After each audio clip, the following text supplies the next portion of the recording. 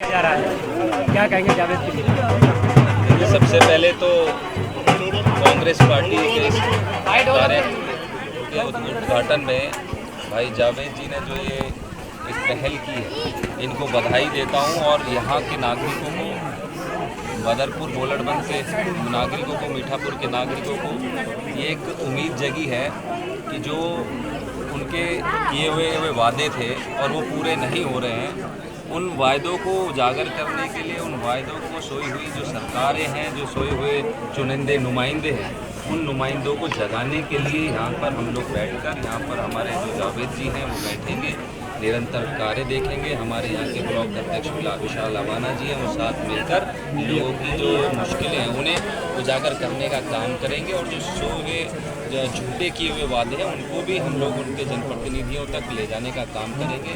इनको जो न्याय मिलना चाहिए, जो इनसे वंचित है, जो इनके जो अधिकार हैं, उन अधिकारों को दिलाने का हम लोग काम करेंगे। अभी आपके ही नेतृत्व में उपचुनाव हुआ था देवली विधानसभा में, वार्ड 163 में बड़े प्रचंड तरीके से जीत हुई है आपके कैंडिडेट सुरेश चौधरी की, क्या कहेंगे? देखिए, उसके लिए सबसे पहले तो देवेंद्र भाई जी का, जो हमारे दिल्ली के अध्यक्ष हैं, उनको धन्यवाद देता हूं कि उन्होंने ऐसे कैंडिडेट हमारे बीच में दिए और हम लोगों की जिम्मेदारी दी। और मैं बधाई देता हूं अपने सभी ज़िले के ब्लॉक अध्यक्षों को, हमारे जो ज़िले के नेतागण हैं, जिन्होंने वहां जाके काम किया। एक एक बूथ पर जाकर, घर घर जाकर हम लोगों ने दरवाजे खटखटाए, वहाँ लोगों से आह्वान किया, लोगों से रिक्वेस्ट करी, उनको एक ही मुद्दे वहाँ के याद दिलाए कि भाई वहाँ पर क्या सफाई, क्या वहाँ पर NCD के स्कूलों का निर्माण हो रहा है, क्या वहाँ पर जो उनको 2500 रुपये देने का वादा किया गया था, क्या वो मिल रहे हैं हमारे। क्योंकि संगम बिहार से ही जो वहाँ का पूर्व निगम पार्षद थे वो जीते हुए थे, और उन्होंने जो वहाँ के लोगों से वादे किए थे कि वहाँ लोगों को स्कूल मिलेंगे, वहाँ अस्पताल मिलेंगे, वहाँ पर सड़कें मिलेंगी, वहाँ पर शिक्षा मिलेगी, वहाँ पर तमाम वो सुविधाएं देने का उन्होंने वादा किया था।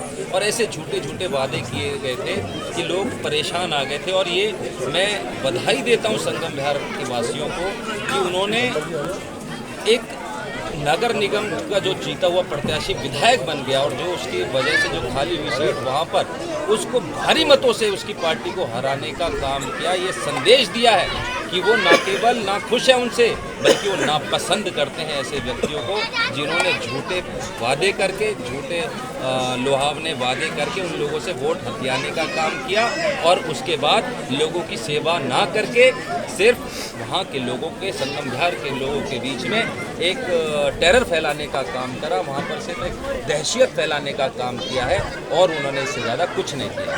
हर्ष जी, एक सवाल और पूछना चाहता हूँ। जैसे कि 2022 के चुनाव में कांग्रेस उभर कर सामने आई, दिल्ली के नगर निगम में 8 सीटें आप लोग जीते। उसके बाद विधानसभा चुनाव में भी कांग्रेस का परफॉर्मेंस काफ़ी अच्छा रहा। तो अब ये माना जाए कि जो वोटर कांग्रेस की तरफ था, जो आम आदमी पार्टी में फ्री योजनाओं को लेकर ट्रांसफर हो गया था, अब कांग्रेस की तरफ वापस आ रहा है। कांग्रेस पार्टी का मेन मकसद, हम लोग पॉलिटिकल पार्टीज़ हैं, चुनाव जीतना लड़ना एक प्रोसेस का पार्ट है, लेकिन हमारा जो सबसे बड़ा, मैं जो समझता हूँ कि काम है, वो है जनता के निरंतर जो उनकी आवाज़ है उनको उठाना, जो उनके अधिकार है उनको दिलवाना, जो उनसे किए गए वादे थे उनके चुने हुए नुमाइंदों के, उन वादों को पूरा करवाना, वो हमारा कर्म है। वोट देना ना देना ये लोकतंत्र में प्रजा का काम है। वो हमें वोट दे रही है ना दे रही है, वो एक अलग प्रोसेस है। हम लोगों का एक कार्य है, चाहे मैं हूँ एज अ जिला अध्यक्ष, यहाँ पर ब्लॉक अध्यक्ष है, यहाँ पर चुनाव लड़े हुए हमारे अर्जुन तंवर जी हैं या जावेद भाई हैं, जिन्होंने आज यहाँ पर आज कोई चुनावी माहौल नहीं है कि हम आज चुनावी माहौल है तो हम यहाँ पर कार्यालय खोल रहे हैं। आपने अक्सर देखा होगा कि सिर्फ चुनाव के मौसम में, चुनाव के दौरान ही कार्यालयों का उद्घाटन होता है, और जैसे ही चुनाव समाप्त होता है वो कार्यालयों के शटर भी डाउन हो जाते हैं। आज कोई चुनाव नहीं है, सिर्फ मकसद है लोगों की आवाज़ उठाने का, मकसद है लोगों की सेवा करने का, लोगों के बीच में रहकर उनके साथ चलने का, ये हमारा मकसद है। असली ये 14 तारीख को जो रैली आप बता रही है, इसका कितना प्रभाव पड़ेगा?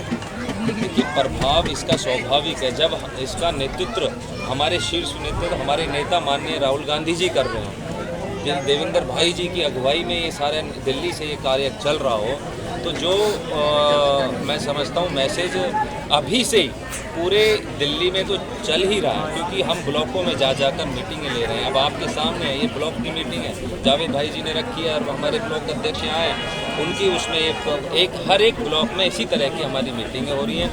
हर ब्लॉकों से हमारे ये टारगेट है कि ज़्यादा से ज़्यादा लोगों को यहाँ से लेके पहुँचे। जो अगर पहुँच भी नहीं पा रहे तो हम सोशल मीडिया के माध्यम से, आप लोगों के माध्यम से एक एक व्यक्ति तक ये बात पहुँचाने का हम काम करें कि जो ये मुद्दा है, जो वोट चोर गद्दी छोड़ का, ये बहुत अहम मुद्दा है। अहम इसलिए भी है कि सरकार यहाँ हमारे हिंदुस्तान में लोकतंत्र है, प्रजातंत्र है, और इस प्रजातंत्र की हत्या की जा रही है वोट चोरी के माध्यम से। अगर एक व्यक्ति किसी अपने नेता को चुनता है और वह है वोट उसकी सही जगह नहीं जा रही है, तो वो पूरे देश के साथ, ये कि लोकतंत्र के साथ खिलवाड़ है, उस संविधान के साथ खिलवाड़ है जिस संविधान के रचयिता बाबा साहब भीमराव अम्बेडकर जी थे। उस संविधान को बचाने के लिए हमारे नेता राहुल गांधी जी ने इतनी लंबी यात्राएं भी करी, लड़ाई भी लड़ रहे हैं, जन जन जाके सभाएं भी कर रहे हैं। वही बात को लेकर आज 14 तारीख को दिल्ली में रामलीला मैदान में एक महारैली का आयोजन कर रहे हैं। हम लोगों के पास जा जाकर सबको बता रहे हैं, चाहे वो आपके माध्यम से हो, चाहे सोशल मीडिया के माध्यम से, होर्डिंग्स है, पोस्टर्स है, लोगों तक बात पहुंचाने का हमारा ये काम है। सर दिल्ली